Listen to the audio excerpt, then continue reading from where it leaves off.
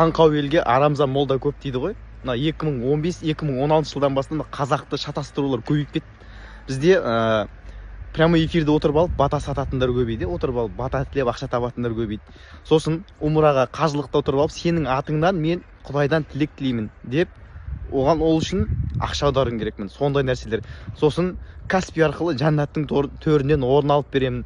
Сосын сауапты жақсы беретін, тәсбих сауапты жақсы беретін жай намаздар сатыла бастады. Үйде ұрыс керіс болдырмайтын неше түрлі заттар ойлап таба бастады. Міне біздің халық соның артынан миы шатасу оның бәрі еріп кете берді. Бұның бәрі надандық деп айтсақ болады. Бұл надандықтан біз қалай құтыламыз? Бұл надандықты жеңу үшін бізде екі вариант бар. Біріншісі, білім көзімізді ашып, жүрегімізді ашу керек білімге. Екіншісі, кітапты көбірек оқу керек. Оқымаса ми сасиды, ақпаса су сасиды дейді. Біз көрінгеннің жетегінде кете беретін. Ондай болса біз робот боламыз ғой. Адам өз-өзіне авторитет болу үшін өзіндік пікірі болу керек. Мен байқаймын, прямой эфирде отқан кезде 35-40 жастағы жігіттер сұрап жатады. Мына ұстаз былай айтты, оған көз қарасыңыз қандай?